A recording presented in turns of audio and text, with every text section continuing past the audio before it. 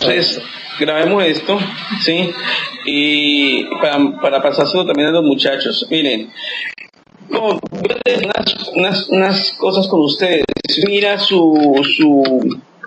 cuando tenga tiempo de mirar su presentación, la presentación que les copié, ¿cierto? A partir de la diapositiva 156, ¿sí? La 156 hasta, nosotros hemos trabajado con los muchachos, digamos, la temática relativa a la 156 hasta llegar a la 182, o sea, ya prácticamente abordamos toda la temática que teníamos para el curso.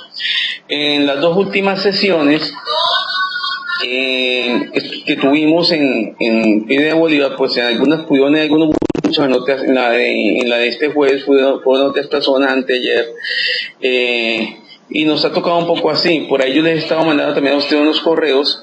Es más, les subí el video de lo que grabamos el jueves allá en Pide Bolívar, yo igual lo grabé. Que como estoy viendo, pero las diapositivas hay una revés. Sí, porque se me olvidó quitarle la opción de un poquito de espejo. Igual si lo mía si la mía en un espejo, la va a ver al derecho.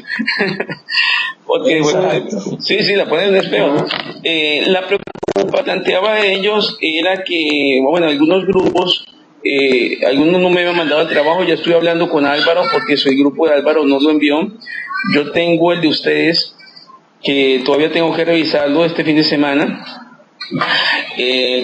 centralización y recentralización.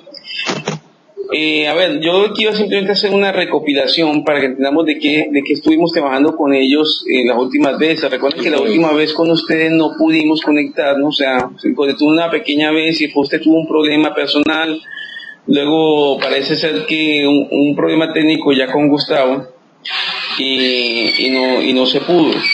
Pero básicamente nosotros lo que hicimos fue en la primera sesión, digamos la sesión de la semana pasada, nosotros estamos a abordar ya el tema del control social, ¿sí? El tema del control social que digamos que fue el que sucedió al tema de las competencias, las competencias y la descentralización, ¿sí? La descentralización en el país mirando la descentralización política, administrativa y fiscal, y las competencias entre los distintos órganos a nivel nacional y territorial. Después de eso entramos ya entonces en el tema del control social, que es un tema que va ligado a la constitución política inicialmente, que era lo que yo primero les hacía énfasis.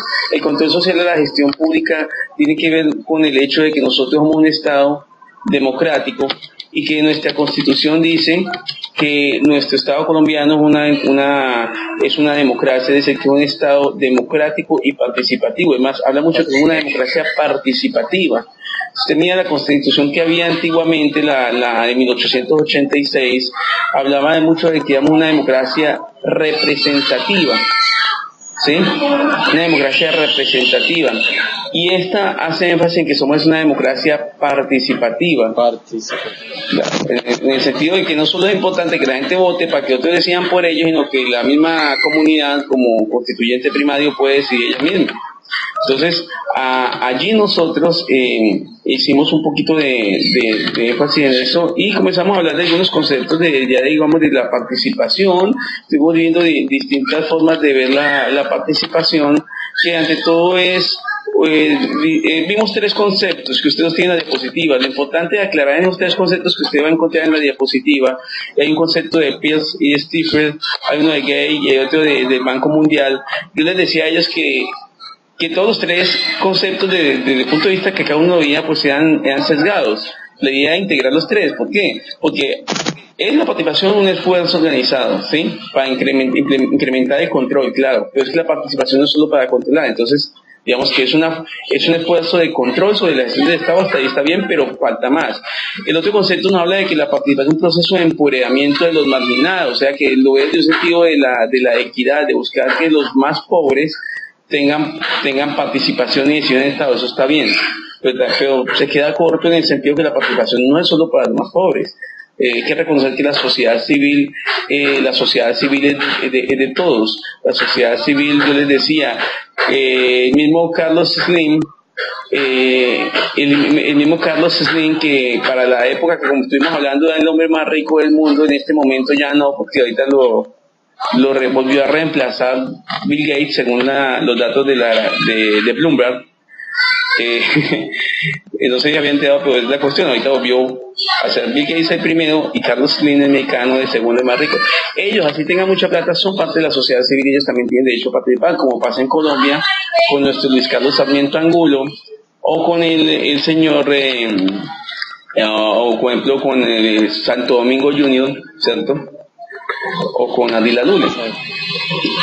Entonces sí es un mecanismo de control, sí es un mecanismo que busca la participación de los que no tienen voz y de equidad.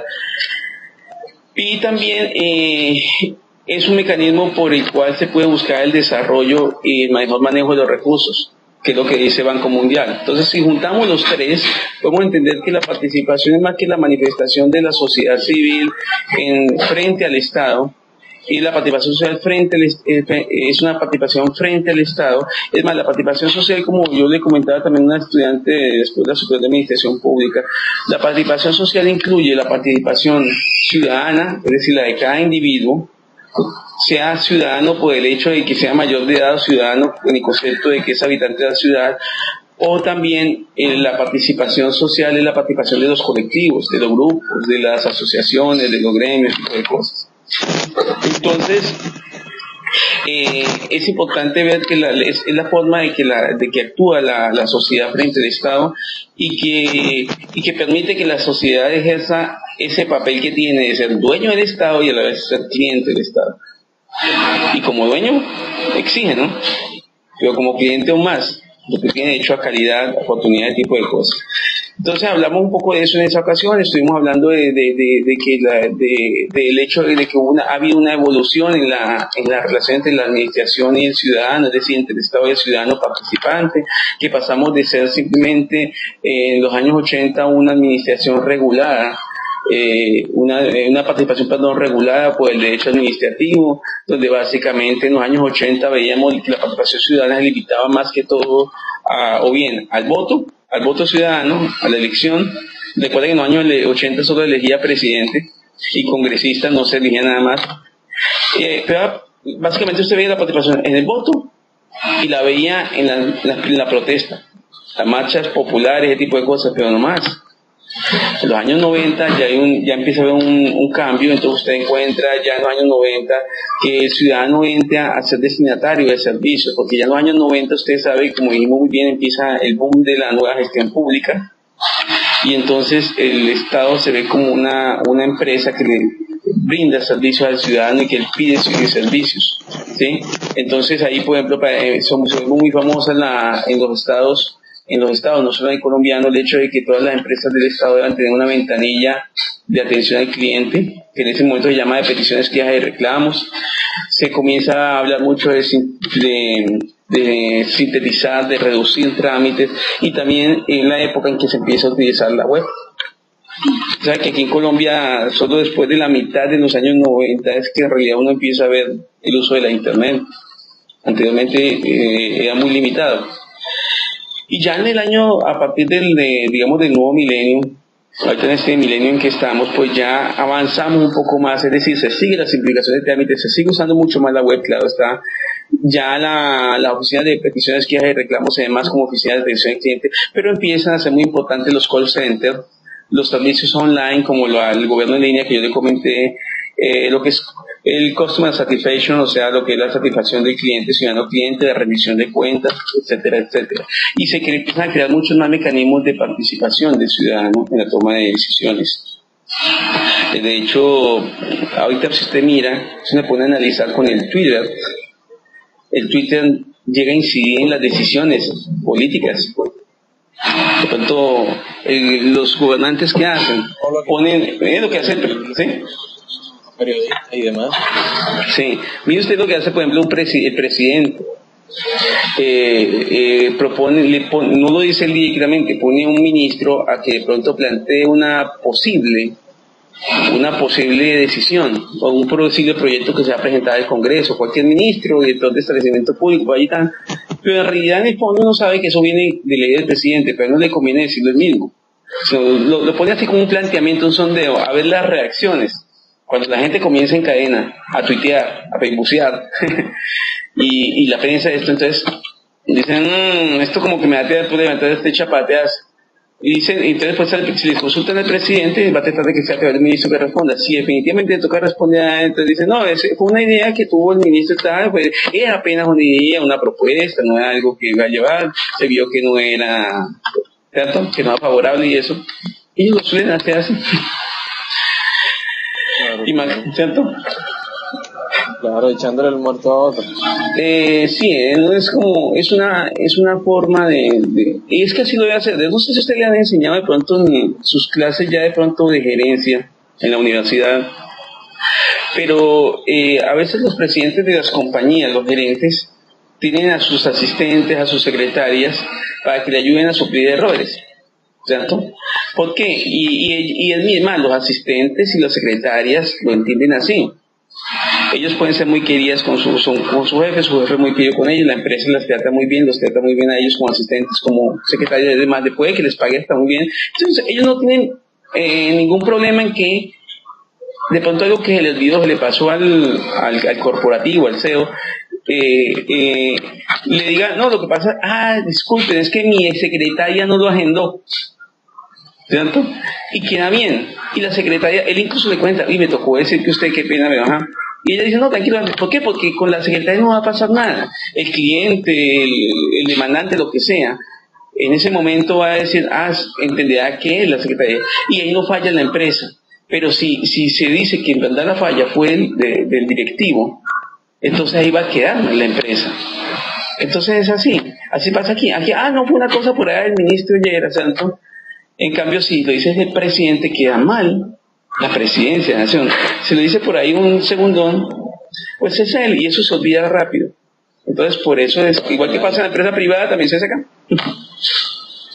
Exacto. Entonces, eso les comentaba yo a ellos. El hecho es que había un avance ahí. Estuvimos también hablando del proceso de la participación ciudadana, que básicamente parte de una población informada. Una población no puede participar si no está informada. Entonces, lo primero es informarse. La población debe estar presta, o sea, dispuesta a participar. Si no tiene voluntad, no lo va a hacer. Debe tomar decisiones o incidir en la toma de decisiones.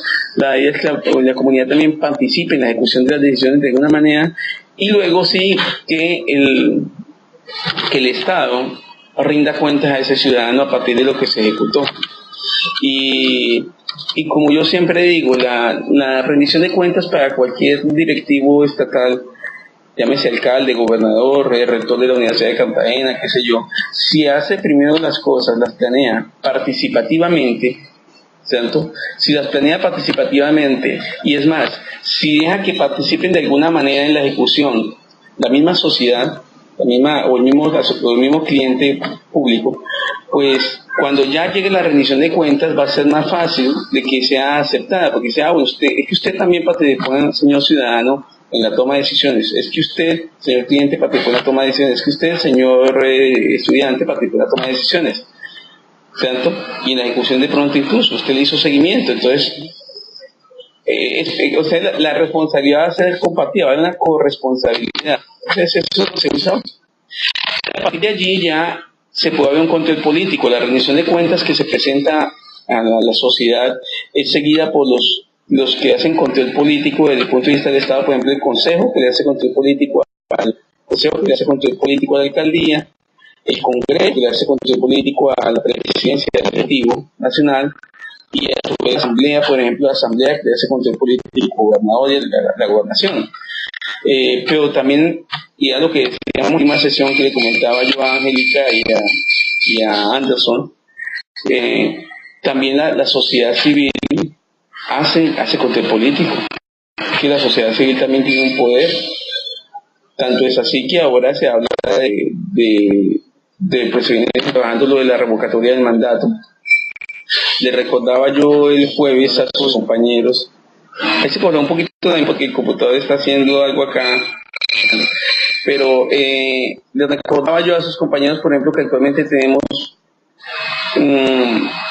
4 procesos de revocatoria del mandato. no solo es el proyecto de revocatoria de Gustavo Petro, ¿sí?, sino que tenemos otros proyectos de revocatoria. Voy a cerrar en este momento.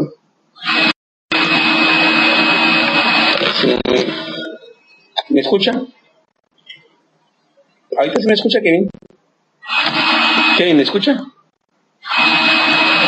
¿Me escucha? ¿Me escucha? ¿Kevin, me escucha?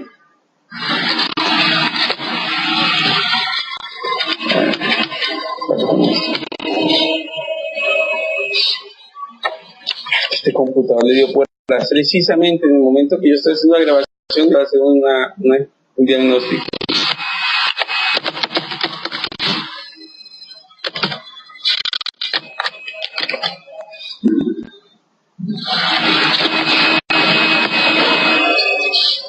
¿Me escucha ahora?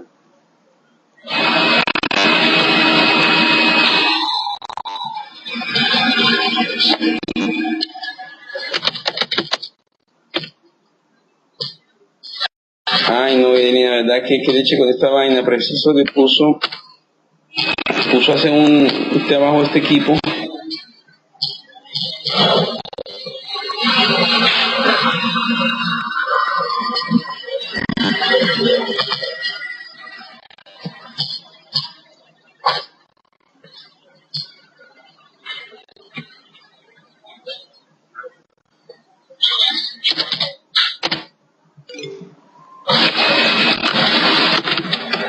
¿Ahora sí me escucha?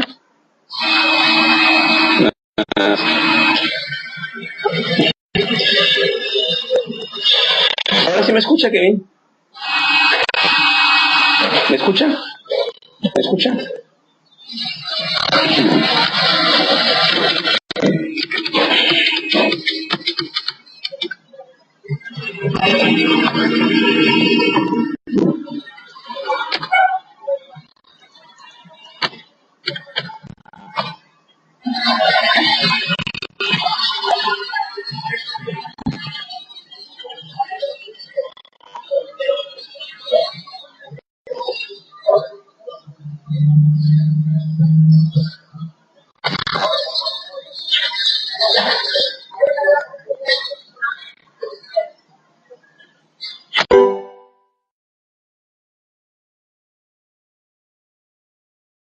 Bueno, estoy grabando nuevamente. Bueno, lo que le decía es que, como yo les comentaba a sus compañeros, si hay un control político de parte del ciudadano. Por eso el control político se da en la medida que se hacen ciertas peticiones, se ponen ciertas denuncias ciudadanas, ¿cierto? Ese tipo de cosas también conlleva a que haya y puede conllevar también a que haya un control político ciudadano, digámoslo así. También la revocatoria de mandato. Le comentaba que, por ejemplo, ahorita hay 4 revocatorias aceptadas, procesos de revocatoria aceptados en este momento por la registraduría. Hubo otro incluso, pero no los aprobó la registraduría. Entonces aquí hay que recoger una firma, de pronto a veces no se siguen los procedimientos adecuados. Pero tenemos 4. Está el de Petro, me acuerdo el de Petro, el de Baranoa en Atlántico. Baranoa Ponedera en el Atlántico, y tenemos otros 2 más en el país.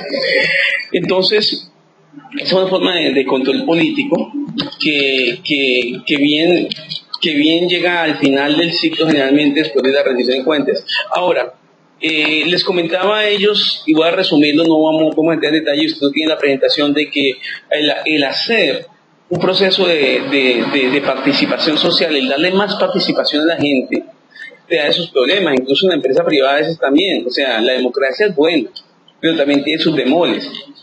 Por ejemplo, el hecho de que en cuanto a los beneficios pueden encontrar varios. Se dice, no, que como se participa la gente hay más cercanía al problema real, porque quien lo padece es quien lo conoce, y entonces se puede llegar a soluciones más adecuadas al problema.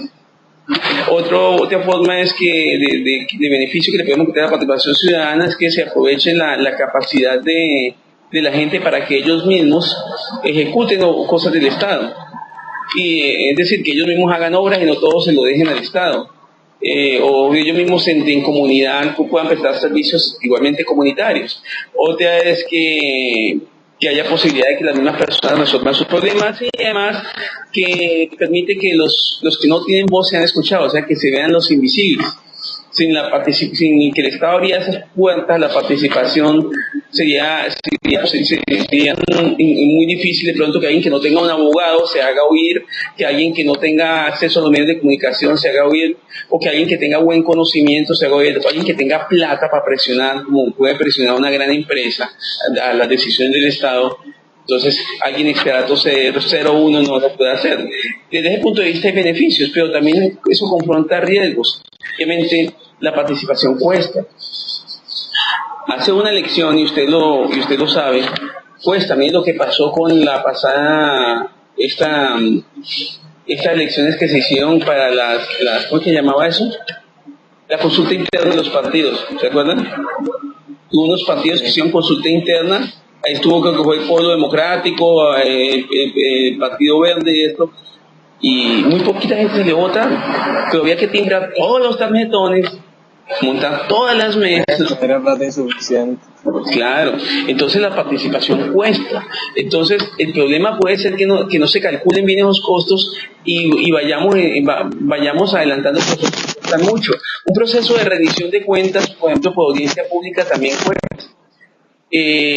Entonces ese es un problema. El otro problema que veíamos con ellos es que de pronto el hecho de la participación es simplemente como bandera ideológica. Entonces alguien simplemente moviliza gente para decir que está participando, pero simplemente por defender una ideología, pero en realidad no lleva muchos resultados. Simplemente es como manifestarse por manifestarse o simplemente por hacer oposición irreflexiva, no reflexiva sino irreflexiva. También el otro problema es que haya mucho debate estéril y se vuelven muy las decisiones. A veces sabe que a veces, y ustedes mismos a veces lo dicen como estudiantes, dicen ustedes como estudiantes, es que yo prefiero hacer los trabajos solo. ¿Sí lo viste? Porque solo me va mejor. A veces uno diría, vean, nos reunimos todos para hacer algo y nos demoramos mucho y en la larga sale peor porque como hay que ser democrático, hay que hacer consensos y de pronto la suma de consensos resulta en una solución que sea un poquito menos buena, ¿sí? O menos satisfactoria que la que hubiera tomado el que tenía la mejor idea. Pero eso es parte de la democracia, ¿no? Entonces, las decisiones de las mayorías las soportan las minorías, así sean buenas o sean malas. Ese es el problema y que a veces se toman muchas las decisiones siguen demorándose mucho porque tiene que convocar a mucho pueblo. Y mucha de nuestra reglamentación actual nos lleva precisamente a eso, a que tengan que conformarse comités o consejos, a que tengan que reunirse y hacer varios debates, y de pronto eso hace que las cosas no lleguen a cabo tan rápidamente.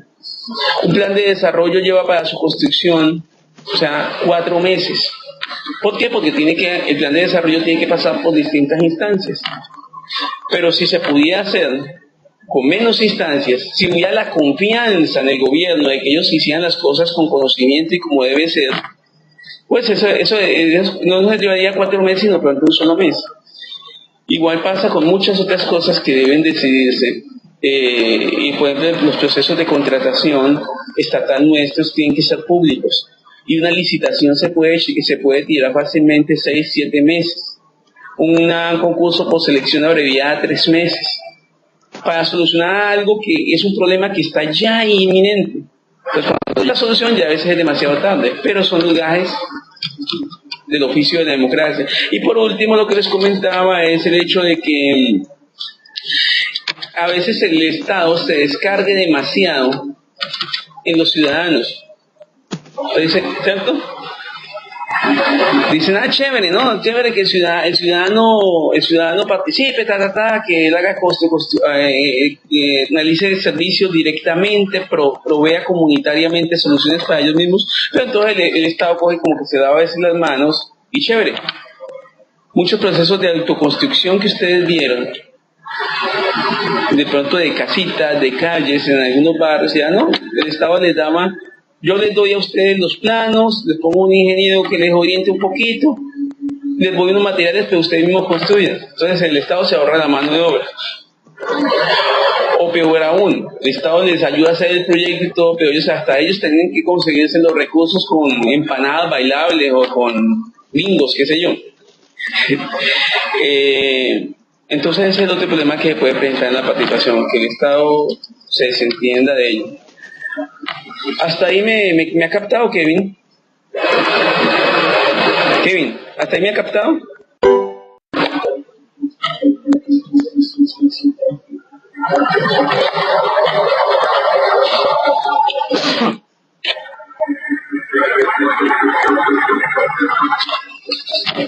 Un momento.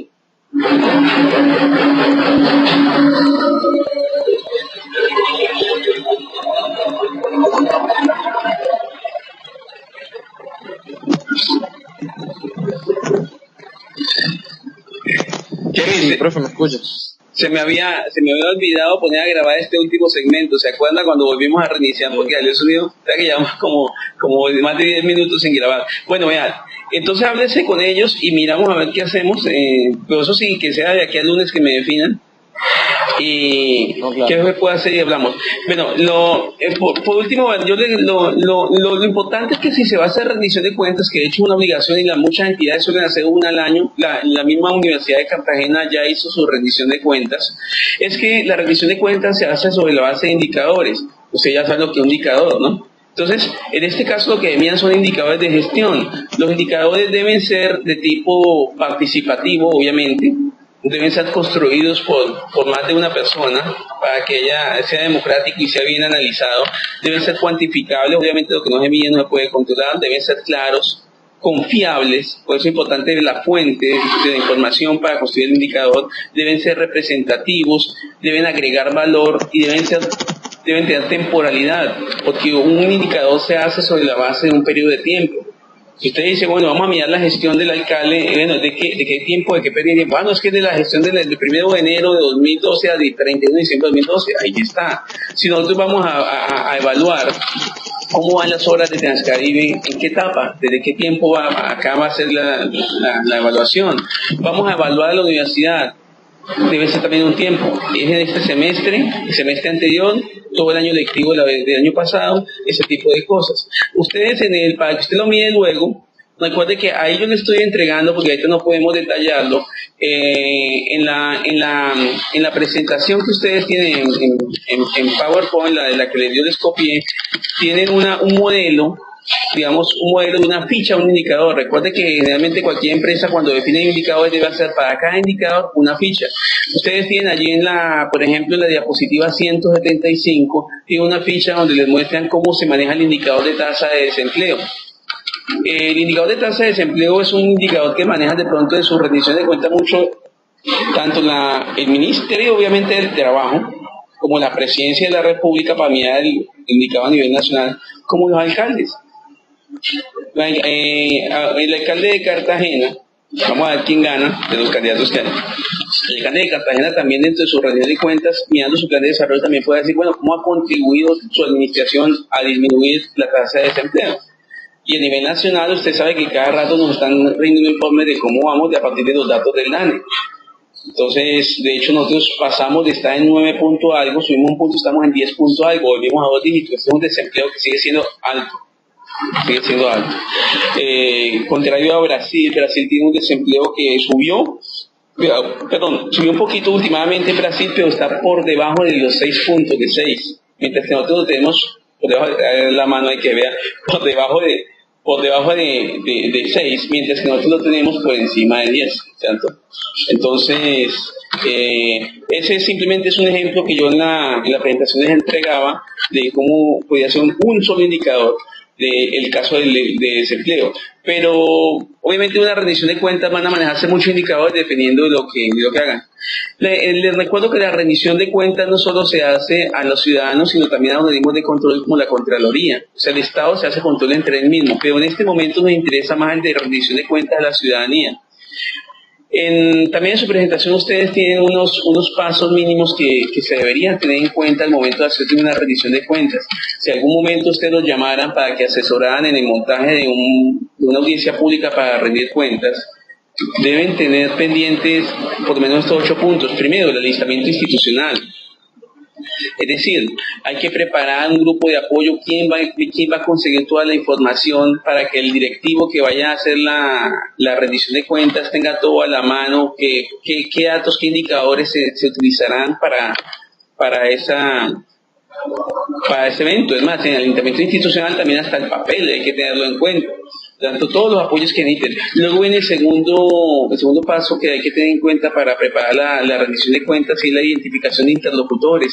Si bien las audiencias públicas, como son lo dices, para el pueblo, para todos, incluso pueden participar menores de edad, lo que sí es que hay algunos grupos de interés, algunos grupos sociales que son claves, y a esos clientes en particular que están representados en una agremiación, en un grupo, en una asociación, a eso en particular se les manda a ellos la invitación específica para que asistan y presenten propuestas. Entonces, así como en la emisora, en la televisión, en el periódico, se invita a la audiencia pública para tal cosa, que vaya el que quiera, hasta donde quepan, pues, pero por aparte hay unos invitados especiales que son ciertas organizaciones que son de interés para ese mismo asunto. Viene la etapa de divulgación y capacitación. Como decíamos, para hacer control social primero tenemos que estar informados, y entonces hay que divulgar, porque si la gente no se entera, no es problema de una audiencia pública. Hay que difundirles, pero hay que empezar incluso a capacitarlos. Muchas veces lo que hacen los municipios, sobre todo cuando son estos los que hacen audiencia pública, es empezar a explicarle a la gente, a la ciudadanía, qué es una audiencia pública, y qué de eso saben, y qué es rendir de cuentas. Luego informarles ya en la pedagogía de cómo es el proceso, de cómo se escribe para hacer este tipo de cosas. El cuarto punto es la organización logística. La pública puede conllevar a que haya mucha gente.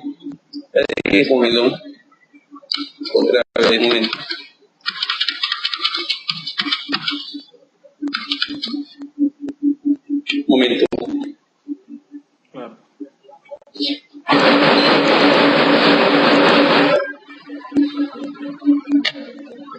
Lo cierro.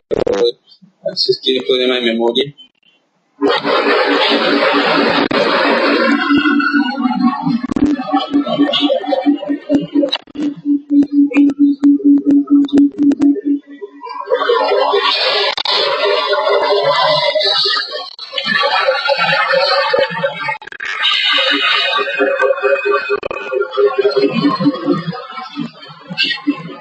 Un momento.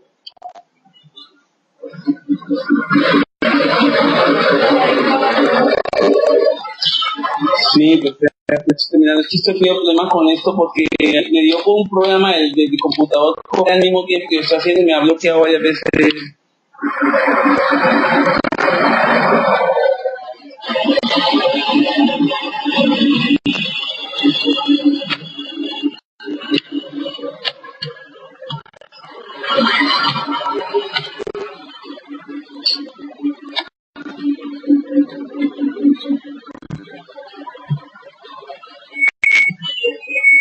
¿Ahora sí me escucha? ¿Ahora sí? Es que es ese programa, ahí cerré otra cosa que tenía abierta, pero es el programa que está corriendo todavía y no lo he podido apagar porque de pronto después me generan más problemas. Entonces lo hago que corra, pero a veces me molesta. Un momento. Está ocupando mucha memoria interna, es eso.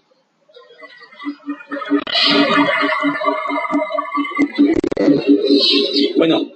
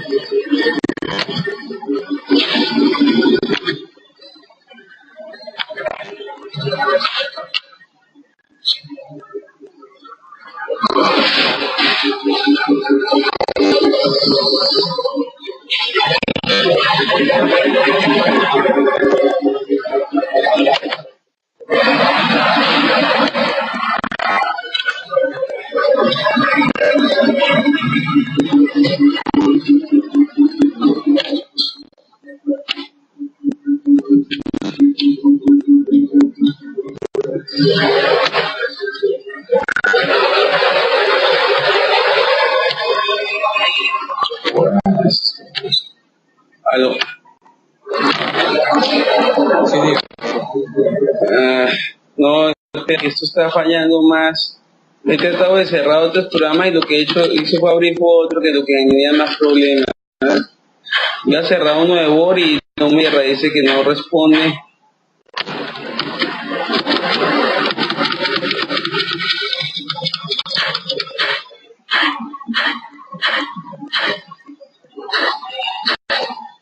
Profe, si te parece si dejamos ahí por el día de hoy. Sí, no, ¿usted me escucha? Sí. Bueno, bien, por lo menos que me escuche, ya usted está, sí, no estoy terminando. Lo único que le decía es que lo importante, después de la organización logística que necesitan espacios físicos, obviamente suministro, a veces hay que pensar hasta si le van a dar refrigerios o transporte a la gente que van a traer a la audiencia pública. Hay que seguir un sexto paso, inscripción y erradicación de propuestas, porque la gente cuando hace una audiencia pública previamente, por lo menos algunos grupos, no todo el mundo, pero algunos escribían propuestas que quieren exponer allá planteamientos a hacer, pero esa inscripción debe ser previa al elemento. Luego viene el análisis y clasificación de las propuestas, que eso lo va a hacer obviamente el grupo asesor que se haya escogido, el grupo de logística que haya escogido, algunos analistas, y por último viene la realización de la audiencia pública. Cuando se va a realizar la audiencia pública, generalmente se busca un espacio bastante amplio. El caso aquí, cuando es centro de convenciones, el teatro de comedia o cualquier cosa así, va a ser una plaza pública, aunque generalmente no se hacen en sitios abiertos, pues de todas maneras allí hay que hacer una recepción también de inscripciones, como pasa en congresos, eventos. Hay algunos que se inscriben previamente, pero otros que llegan en el momento y de todas maneras hay que inscribirlos. Hay que establecer las normas, lo primero inicial es que haya algún tipo de persona que haga de moderador. ¿Me escucha? A ver si puedo leer esto. ¿Alguien? Sí, lo escucho. Es que está congelando. La idea es que haya alguien que haya de moderador, que al momento de ir a comenzar la audiencia pública explique las reglas del juego. Por ejemplo, la idea de una audiencia pública no es que haya aplausos ni vivas, eso entorpece el orden. Tampoco que se lleven pancartas, vallas a las audiencias públicas, porque obviamente congestionan mucho el espacio, le tapan la visibilidad a los que están atrás, pero aparte de eso puede prestarse para actos terroristas o ciertos incidentes, porque detrás de las pancartas de las vallas puede haber un francotirador o algo así, ¿no? Entonces, son cosas que hay que tener en cuenta en el momento de hacer audiencia pública. Y al finalizar la audiencia pública, lo importante también es retroalimentar. Entonces, es bueno buscar que se realice algún tipo de encuesta, sondeo, que le diga a la gente, que le diga a los organizadores si la audiencia estuvo bien o mal, qué se puede mejorar a futuro. Entonces, le diría que al finalizar la audiencia hay algún tipo de encuesta, bien sea en el momento o después se haga una encuesta a través de internet, lo que sea. Por último, entender dos cosas, que la rendición de cuentas no solo se puede hacer con audiencias públicas, sino a través de internet, y así se viene haciendo muchas veces. Entonces, a través de las páginas web de las entidades se viene haciendo también rendición de cuentas. Y recordar que la rendición de cuentas, como ustedes lo ven en la frase que está en la presentación que les entregué, Scheller le dice a ustedes que si la información fuera perfecta y el ejercicio de poder transparente, no habría necesidad de exigir cuentas a nadie. Pero como nosotros vemos que generalmente no todo es transparente y la información no está clara o no está completa, o no es la que es, no es veraz, por eso le toca hacer rendición de cuentas a las entidades del entidades del Estado, y así lograr que la gente sepa de que sí se está trabajando y que la gente esté más tranquila y confiada. Entonces, si no hay una inquietud, yo le invito a usted a que miren los documentos que yo les he mandado. Por ahí les mandé un video sobre rendición de cuentas, un enlace, pues son videos de una teleconferencia, es un poquito larga, cuando tengan tiempo la leen. No se les olvide estudiar la ley 489 y repasando para su examen toda la presentación que tienen. Entonces, ya saben, el lunes a más tardar concretamos a ver cómo vamos a hacer para el examen con ustedes dos. ¿Les parece? Ok, listo, profe. Ok, Kevin, salúdeme a Gustavo.